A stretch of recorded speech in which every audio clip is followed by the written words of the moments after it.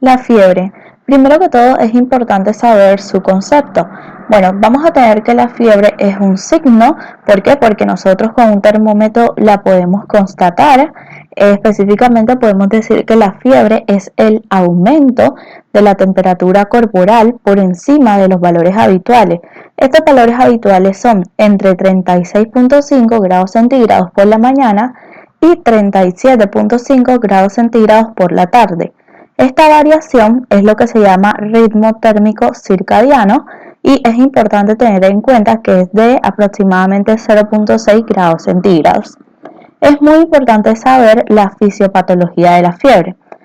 Entonces, ¿qué pasa? Que es importante tener en cuenta que, por ejemplo, toxinas bacterianas, como las que son producidas, por ejemplo, por el estreptococo y el estafilococo, que recordemos que estos microorganismos son bacterias gram positivas, o también endotoxinas, que son producidas, por ejemplo, por bacterias gram negativas, o virus o mediadores de la inflamación. También podemos mencionar reacciones inmunitarias. Todos estos elementos que acabé de mencionar anteriormente podemos decir que son pirógenos exógenos. ¿Qué va a pasar? Que estos pirógenos exógenos van a actuar sobre lo que son los monocitos, los macrófagos y las células del endotelio.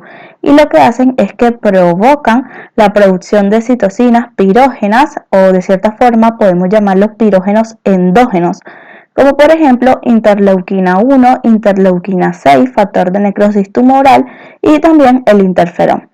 ¿Qué va a pasar? Que luego estas citocinas pirógenas o pirógenos endógenos a través de la circulación van a llegar al hipotálamo.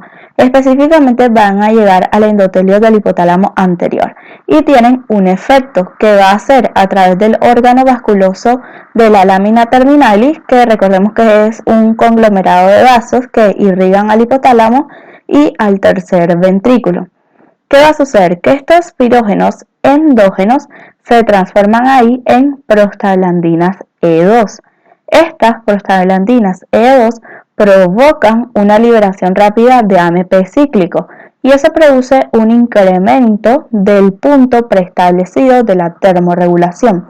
Entonces va a haber una vasoconstricción periférica, obviamente con un ahorro de calor, y es lo que va a terminar provocando el aumento de la temperatura y la fiebre. Teniendo en cuenta lo anterior, podemos decir que un paciente tiene fiebre o está febril si tiene un valor que sea mayor o igual a 38 grados centígrados. Podemos decir que un paciente está subfebril cuando tiene un valor mayor o igual a 37,5 grados centígrados. Otro concepto que es importante saber es hiperpirexia. La hiperpirexia es la temperatura cuando es mayor o igual a 41,5 grados centígrados. Cabe resaltar que la fiebre se va a clasificar. La podemos clasificar según su duración y también la podemos clasificar de acuerdo al patrón que ésta tenga. Según su duración, tenemos que la fiebre puede ser aguda, prolongada o de origen desconocido. Si hablamos específicamente de la fiebre aguda, esta es aquella fiebre que dura menos de 15 días. La fiebre prolongada es la que dura más de 15 días.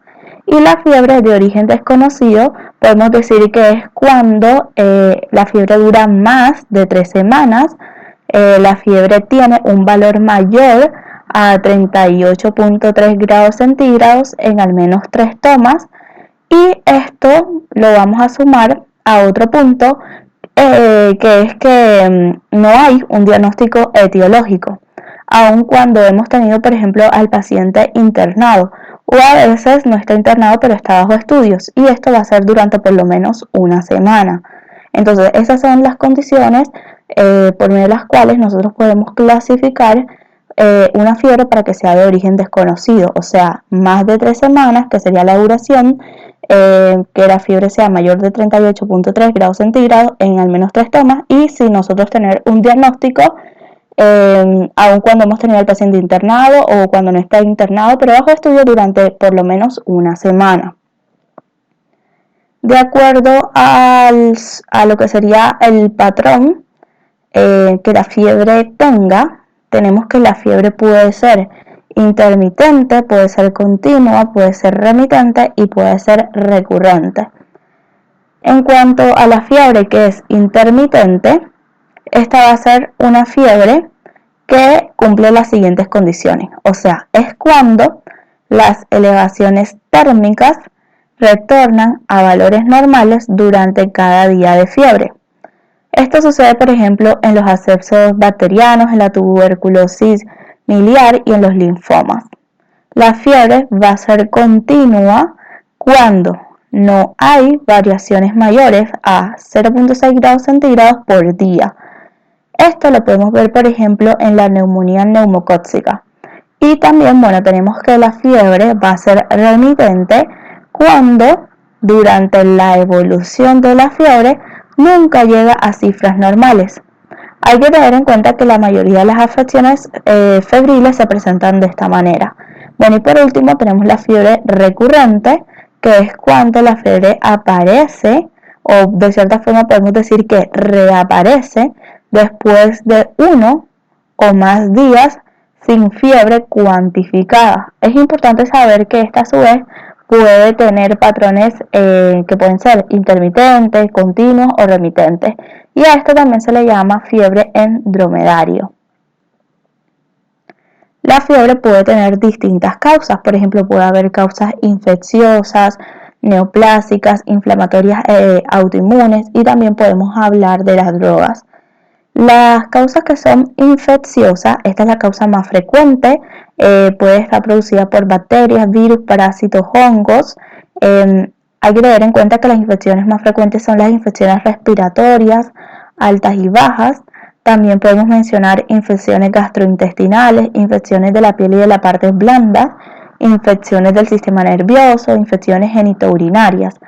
Hay otra causa que es la causa neoplástica, que dentro de esta podemos mencionar linfomas, leucemias, carcinoma de células renales, carcinoma gastrointestinales, cáncer de mama, cáncer de pulmón, tumores del sistema nervioso central. Tenemos también causas inflamatorias e autoinmunes, que en este caso podemos mencionar, por ejemplo, fiebre reumática, vasculitis, hepatitis granulomatosa. Y por último, es importante tener en cuenta que hay drogas que pueden producir fiebre, como por ejemplo la atropina, antidepresivos tricíclicos y también la anfotericina B. Otro concepto que es importante conocer es fiebre facticia. Este es un tipo de fiebre donde en el paciente lo que va a pasar es que cuando aumenta la temperatura, eso no va a estar acompañado de los síntomas que frecuentemente vemos en la fiebre, como por ejemplo sudoración, deterioro del estado general, cefalea. Entonces, eso es lo que es fiebre facticia. Ahora, otro concepto que es importante saber también es hipertermia. Hay que diferenciar fiebre de hipertermia. Como mencioné anteriormente, ya nosotros sabemos que en la fiebre hay un aumento en el punto preestablecido de la termorregulación. ¿Y qué va a pasar? Bueno, que eso no sucede en la hipertermia. La hipertermia tiene distintas causas, dentro de las cuales podemos mencionar, por ejemplo, el golpe de calor. Por ejemplo, si alguien ha estado bajo el sol durante mucho tiempo, es eso. También podemos mencionar el exceso de ejercicio, sobre todo en un lugar inadecuado, por ejemplo, que esté poco ventilado. Podemos mencionar la hipertermia maligna de la anestesia, la hipertermia hipotalámica por ACV. Obviamente estos dos que acabo de mencionar no son las más frecuentes. Bien, otro punto que es importante tener en cuenta es qué hacemos cuando un paciente llega con fiebre, o sea, nos consulta con fiebre. Primero que todo, nosotros debemos comenzar con la historia clínica y obviamente lo primero que vamos a hacer es un interrogatorio. Nosotros le tenemos que preguntar cuántos días de evolución tiene esa fiebre, qué características tiene, o sea, qué patrón tiene esa fiebre para saber si es continua, recurrente, etcétera. Preguntarle si tomó algo para bajar la fiebre y si la fiebre le bajó o si la fiebre remite espontáneamente. Le podemos preguntar que si viajó recientemente, Si tiene síntomas acompañantes, como por ejemplo vómito, diarrea, tos, disnea, también le preguntamos antecedentes personales y familiares, que estos nos van a ayudar a saber si por ejemplo nuestro paciente convive con algún familiar que tenga o que esté cursando o que esté bajo tratamiento de una, por ejemplo, tuberculosis. Bueno, todas estas preguntas nos va a ayudar a saber cuál es el origen de la fiebre. Después, cuando nosotros terminamos de hacer el interrogatorio, pasamos al examen físico. Esto lo tenemos que hacer ordenado para poder ver bien de dónde puede venir esa fiebre.